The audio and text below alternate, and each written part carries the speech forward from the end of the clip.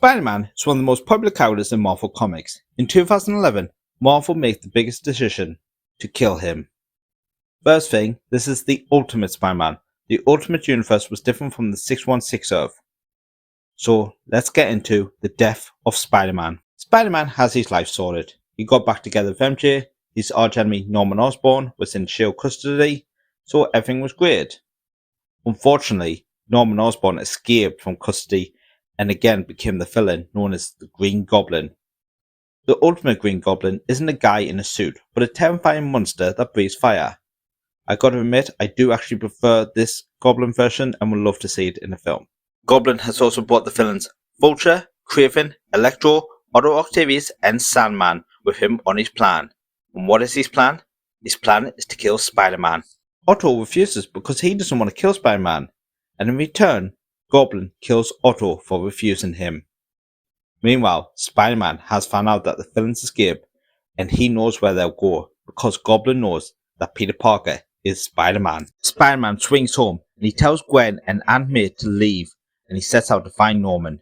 He learns that Goblin has killed Otto and he goes to the crime scene, but he finds no clues, so he swings back home, but it's diverted when he notices Captain America standing over a badly beaten Nick Fury. Peter saves Cap's life after diving in the way of a bullet. It was aimed for Cap and was fired by the Punisher. Peter is injured, but he manages to swing away back home.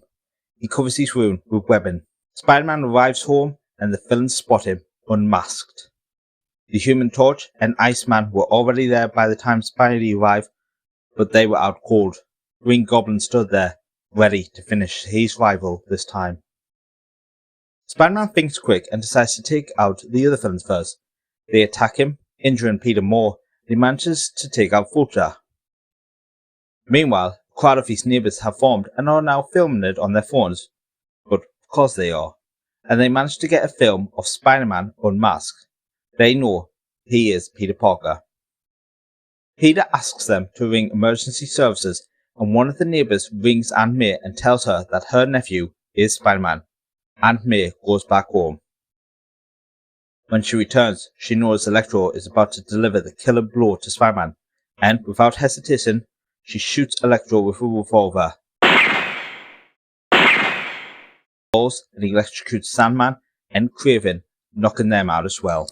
Green Goblin is the remaining villain, and him and Spider-Man have one of the most epic fights in comics. They throw cars at each other, fire and explosions go off around them. It's mental. Peter doesn't care that his identity has been exposed. He wants to protect his loved ones, and he needs to put the Goblin down. Peter manages to wake Johnny Storm up to help, and Johnny flames on and charges at Goblin. But Goblin grabs him with ease, and he absorbs his powers.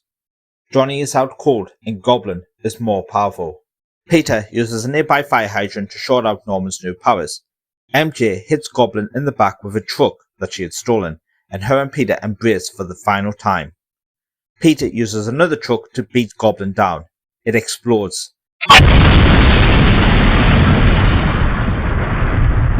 And Peter is caught in the blast zone. He needs to go to the hospital, but MJ says he can't move because of his injuries. Peter says he is happy to see Aunt May safe and sound because he feels like he made up for failing to save Uncle Ben all those years ago, and this made up by saving his Aunt May. Peter takes his last breath and he passes away in MJ's arms, and Johnny tries to hear for a heartbeat, but can't, and it is confirmed. Peter Parker, aka Spider-Man, is dead. Everyone breaks down as Peter's body lays in MJ's arms. Goblin transforms back to Norman, and he smirks before he's dying, and he is engulfed in flames. The entire Ultimate Universe is heartbroken by the death. J. Jonah Jameson admits he knew that Peter was Spider-Man but couldn't publish it. Tony Stark pays for the biggest funeral in New York City. Meanwhile, Kangaroo the villain has also been stopped by someone wearing Spider-Man's costume. And he has exactly Spider-Man powers. Who is this new hero? And now they capable of taking over of Spider-Man. And that is a breakdown of the 2011 story arc of Death of Spider-Man. Next video, we'll look at the new Spider-Man. Thank you for watching, hope you liked it. If you did, remember to give me a thumbs up, really appreciate it. Also subscribe to the channel if you already haven't, and I'll see you on the next video.